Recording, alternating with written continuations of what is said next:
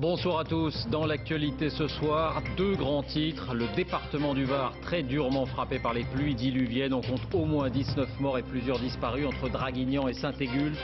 Les torrents d'eau ont éventré des maisons, soulevé le bitume, emporté des centaines de voitures. On cherche encore des victimes dans les décombres et les transports restent difficiles. On y reviendra longuement avec nos envoyés spéciaux.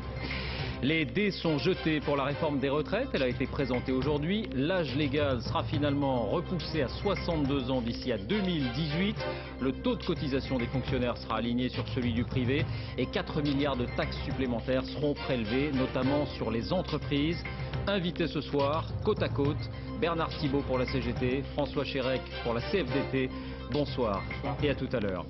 Et puis on parlera football, première grosse surprise du mondial, l'Espagne battue par la Suisse 1-0. Ce soir sur France 2, Afrique du Sud, Uruguay, un match important pour la France puisqu'il s'agit du même groupe. Bienvenue dans ce journal, des habitants choqués, désemparés, des scènes de chaos à mesure que l'eau se retire. L'Est varois commence donc à prendre la mesure des dégâts depuis ce matin, après les brutales inondations d'hier soir. On va revenir en détail sur tout ce qui s'est passé. Premières images dans l'une des communes les plus touchées, les Arcs, Loïc Delamornay. Le vidéaste amateur n'en croit pas ses yeux. La force de l'eau commence à arracher les voitures et c'est le courant qui transforme celles-ci en voitures béliers.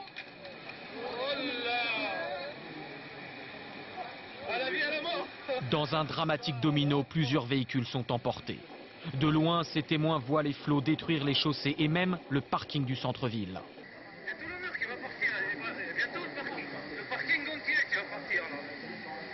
Le parking du centre-ville, le voici aujourd'hui.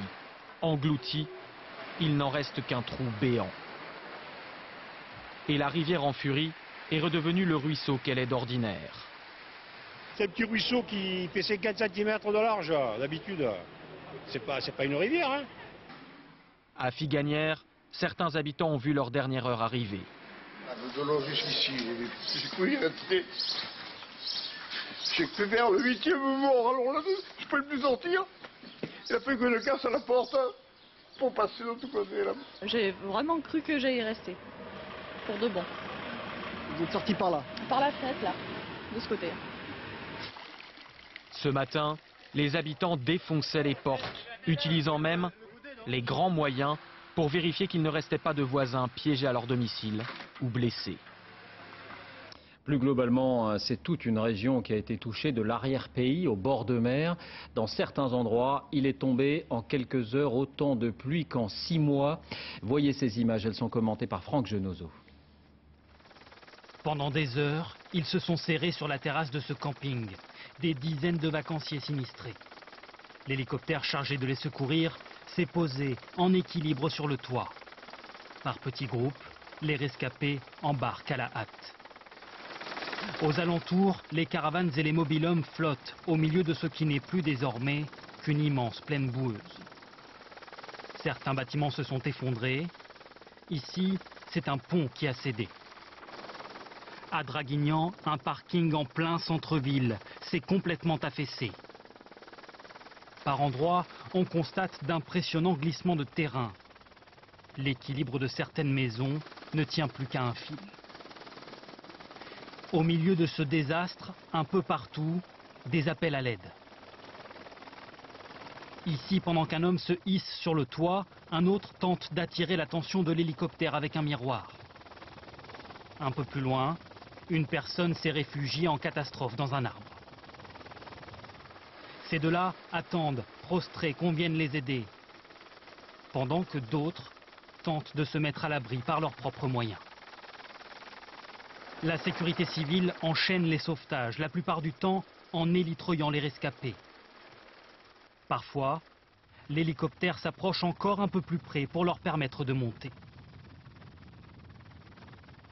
Sur ces vidéos amateurs, on constate la violence du phénomène qui a touché le département. À Draguignan, voitures et camions flottaient hier soir dans les rues comme de simples bouteilles en plastique. Dans le village de Figanières, le torrent emporte tout sur son passage. Pendant qu'à Saint-Égulphe, les palmiers de la plage toute proche sombrent dans la rivière. Ce soir, il est bien difficile de faire la distinction entre les zones noyées et la Méditerranée, colorée par la boue. Plusieurs villes ont été balayées par les flots, on l'a compris, c'est à Draguignan, l'ancienne préfecture, que le bilan est le plus lourd, 10 morts au moins. Nos envoyés spéciaux Nathalie Jourdan et Virgile Yadot étaient sur la route lorsque l'eau est montée. Voici leur reportage. Hier 16h, le Canet des Morts, première goutte et première auto piégée. On nous parle d'un lotissement où l'eau monte à toute allure. C'est le quartier de Vienne, comme la capitale autrichienne. Ici aussi coule un fleuve. Il y a encore des gens? Oui. Il y a des gens? La plupart des habitants restent devant leur portail, mais devant nous, un homme marche, côté trottoir. Rien de dérisoire, il évite ainsi de tomber dans une bouche d'égout. 20h30, nous prenons la route pour Draguignan. Nous ne sommes pas les seuls. Mais les routes varoises sont devenues impraticables. La camionnette des pompiers rebrousse chemin. Draguignan et ses environs se noient. Plus aucun véhicule ne passe, même les très hauts. Ce gros camion nous avait pris à bord. Il finira dans le fossé. 8h ce matin, l'eau s'est retirée. Draguignan montre ses plaies. C'est le premier habitant qu'on croise. La nuit dernière, il a vu un jeune homme mourir devant ses yeux. Il n'a pas pu le sauver. Depuis, il déblaye obstinément. Quelques mètres plus bas, les magasins n'ont pas tous rouvert. Même de l'eau, on n'a pas le droit. L'adolescent repart bredouille. Il voulait acheter de l'eau. Celle du robinet n'est pas potable. Devant la boulangerie, une queue interminable. La peur de manquer peut-être. Mais notre dernière vision est encore plus surprenante. Une prison, portail grand ouvert. 500 détenus sont dehors. C'est une évacuation, pas une évasion. Le ministre de l'Intérieur, Brice Hortefeux, s'est rendu sur place à Draguignan tout à l'heure. Il a rencontré les élus, assisté aux opérations de pompage et évoqué une catastrophe sans précédent. Météo France a cherché dans ses archives. Il faut effectivement remonter à 1827 pour retrouver des trompes d'eau de cette ampleur dans la région. Certains villages sont ce soir encore à peine accessibles. À Trans-en-Provence, reportage Arnaud Comte, Mathieu Nivenglowski. D'ordinaire, à cette époque de l'année, la rivière est presque à sec. Hier, en quelques heures seulement, c'est devenu un torrent de boue en furie. C'est impressionnant. Moi, ça fait 60 ans que je suis à Trans, j'ai jamais vu une chose comme ça. C'est la première fois. Le courant a charrié sur plusieurs kilomètres des dizaines de voitures. Certaines se sont même échouées dans le jardin de ces villageois, pris de court par la soudaine montée des eaux. C'est monté jusqu'ici, là, oui. Tout le mur. Regardez, vous avez la traînée de l'eau, là, oui. À 6h, on est descendu, il y avait 10 cm d'eau dans la cave. À 7h, 7h30, il y en avait 2 mètres. Dans ce quartier, les habitants se sont réfugiés dans les étages pour échapper à la crue. Une crue dont cette habitante a mesuré l'importance ce matin en découvrant au pied de son immeuble un cercueil vide amené jusqu'ici par le courant. Ça, c'est arrivé dans notre escalier. On en a vu 2 ou 3 passer qui venaient de Draguignan. Et comme on a la rivière à côté, je voyais le courant d'eau là qui passait là. Je me suis dit ça y est, on est fichu là. Ah, je suis fatiguée là, franchement, j'en peux plus là. Là, je suis dégoûtée. À Trans-en-Provence, 4 personnes ont perdu la vie dans ces intempéries. Un village endeuillé de 5000 habitants, privé aussi depuis hier soir d'électricité. Bonsoir Fanny Stenler, vous êtes en direct à Draguignan. Apparemment, on est encore loin ce soir d'un retour à la normale. Oui, effectivement, on est encore très loin d'un retour à la normale, puisque comme vous le constatez derrière moi, des quartiers entiers de Draguignan sont encore plongés sous les eaux. Alors ce soir, des pompiers arrivent encore en renfort de plusieurs départements pour continuer de déblayer, pour pomper l'eau, mais aussi pour continuer de rechercher des personnes encore portées disparues. Alors ce qui frappe quand on arrive ici, c'est que les gens sont encore sidérés par la force avec laquelle la pluie s'est abattue sur la région hier soir, ici exactement à la même heure. Un cataclysme, me disait une dame tout à l'heure. En tout cas, tout le monde parle ici de jamais vu dans la région. Ce soir, de nouvelles pluies sont attendues dans la nuit, mais a priori, rien de grave selon les météorologues. Fanny Stenler à Draguignan, merci Fanny. Voilà ce que l'on pouvait dire ce soir. Attention aussi dans le sud-ouest car la pluie se déplace. Les Hautes-Pyrénées, les Pyrénées-Atlantiques sont en vigilance orange. Tania Young vous en dira plus tout à l'heure. Autre grand titre ce soir, cette fois, c'est officiel, le gouvernement a présenté aujourd'hui, dans le détail, sa réforme des retraites. On va s'y arrêter longuement pour bien comprendre ce qui va changer pour chacun d'entre nous. On entendra les réactions. D'abord, voici la Pierre angulaire du projet, il s'agit du recul de l'âge légal de départ à 62 ans. Qui est concerné? Quel calendrier? Explication Sophie Brune. C'est la mesure phare de la réforme des retraites. L'âge de départ va passer de 60 à 62 ans. Nous avons pensé que 62 ans était au fond l'âge le plus efficace, à la fois socialement et à la fois économiquement. Ce recul se fera progressivement au rythme de 4 mois par an. Sont concernées les personnes nées après le 1er juillet 1951. Elles pourront partir en retraite à 60 ans et 4 mois. Celles nées en 1953 pourront partir à 61 ans. Celles nées en 1956 et après à 62 ans.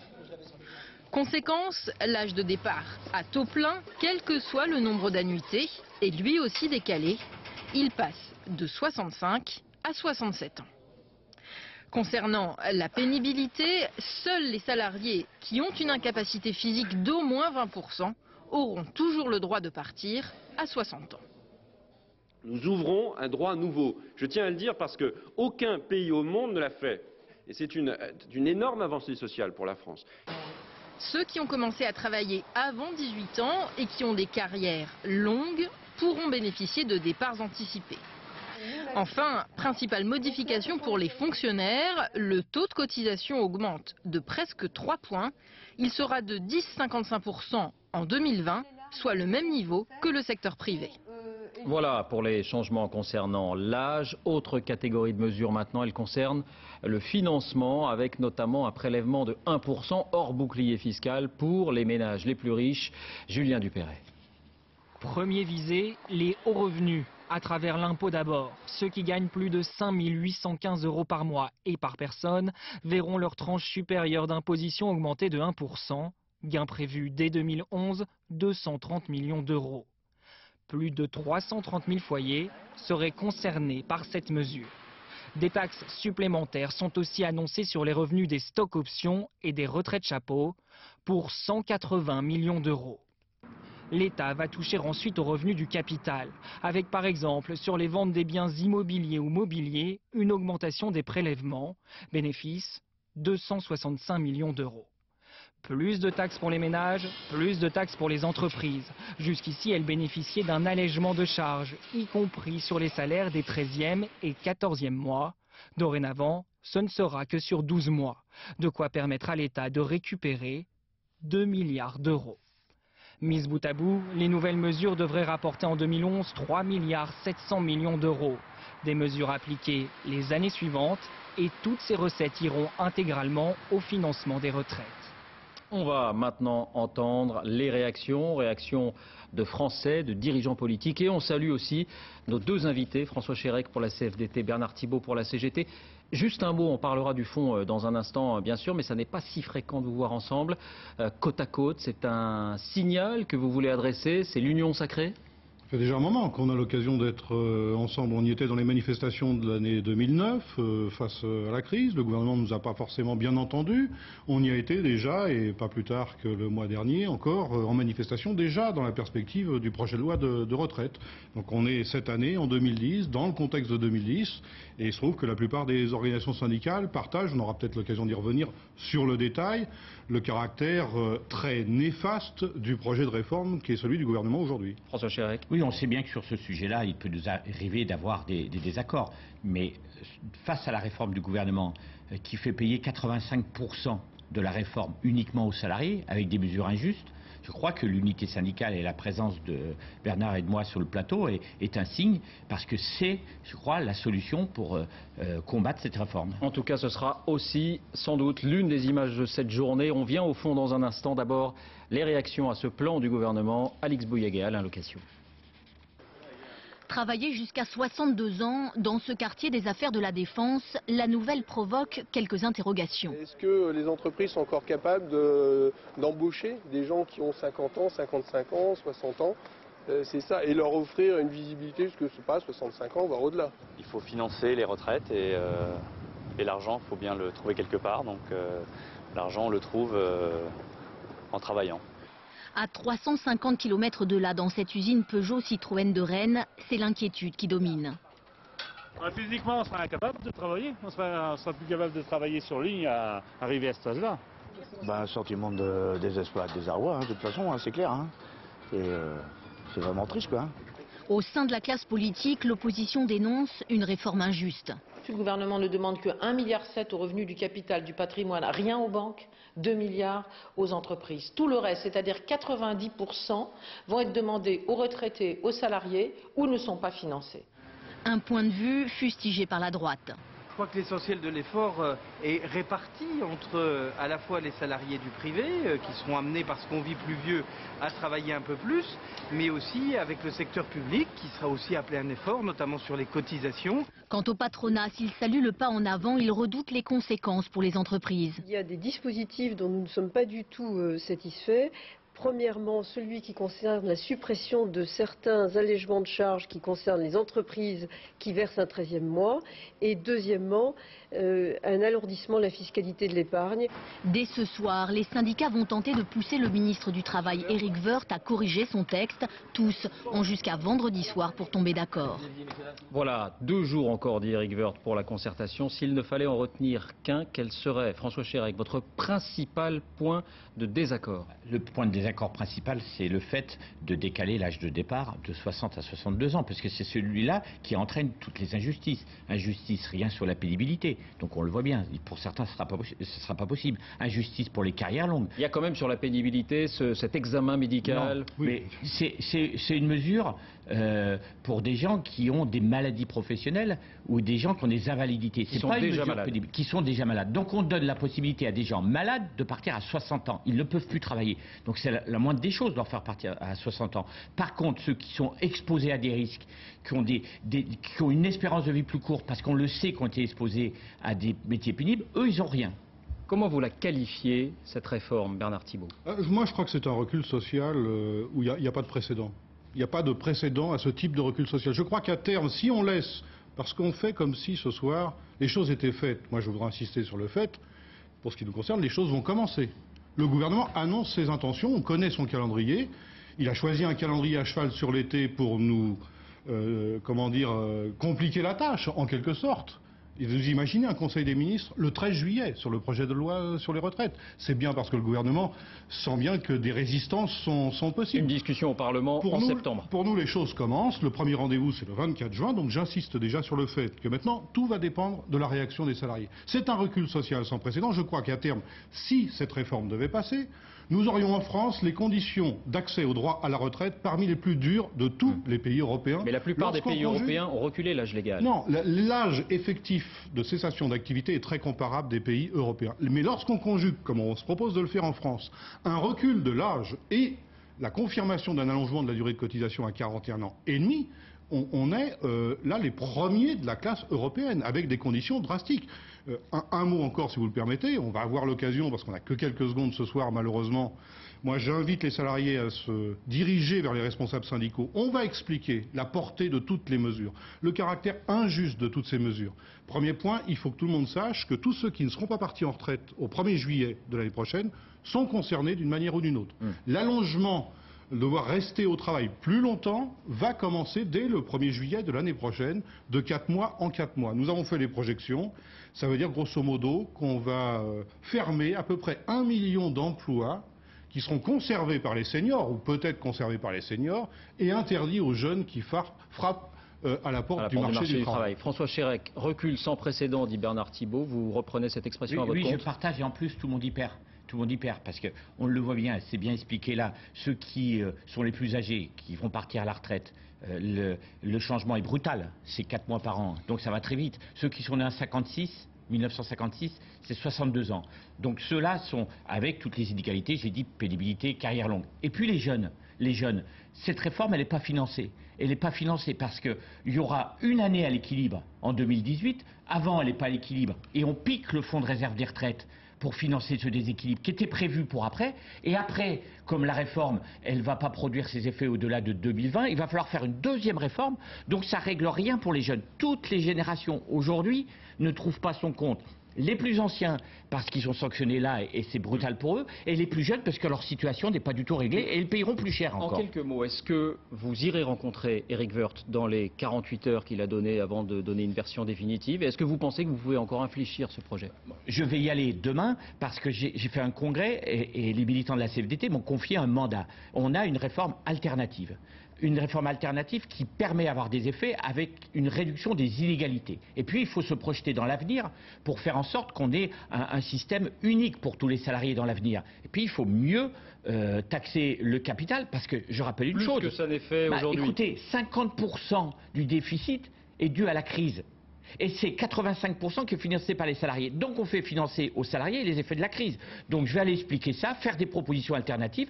Et puis après, si le gouvernement ne suit pas, eh bien effectivement, Bernard l'a dit, le 24, parce que je pense qu'ils ne vont pas bouger beaucoup les choses, il faut qu'on soit dans la rue pour dire notre mécontentement. En quelques mots, Bernard Thibault, on a l'impression que ça y est, c'est une bataille qui est lancée ce soir. Ah ben, les choses sont claires. Le gouvernement, enfin, il attend fin juin, il a attendu la Coupe du Monde pour annoncer la couleur. Nous avions déjà dit, les uns et les autres, nos sentiments, compte tenu des rencontres que nous avions, qui étaient tout sauf des séances de négociation. Et la preuve en est. Qu'est-ce qui caractérise cette réforme?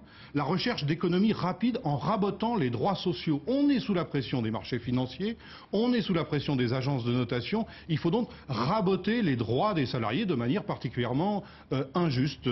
On parle peu, on aura l'occasion aussi, j'espère, d'y revenir, aussi de la barre des 65 ans. Voilà, qui dit report de l'âge de départ pour la retraite à 62, dit 67. Il y a déjà 30% des femmes qui sont contraintes de liquider leur droit à la retraite à 65 ans. Ces femmes seraient obligées de liquider leur droit à 67 ans. Chacun imagine ce que serait la situation au travail à 67 ans. Donc, très nombreux dans les rues et en grève le 24 juin. Et je vous rappelle que le projet de loi sera présenté en Conseil des ministres le 13 juillet prochain.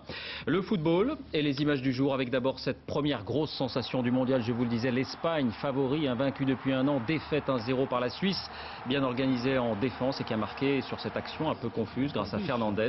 Largement dominateur, les Espagnols ont gâché pas mal d'occasions, comme celle-ci.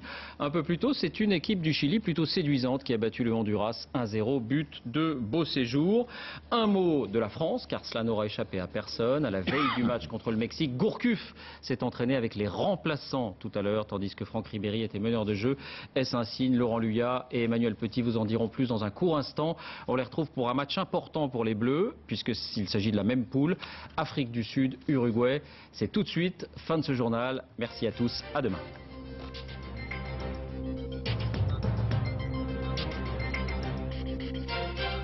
L'info en continu, c'est aussi sur France2.fr.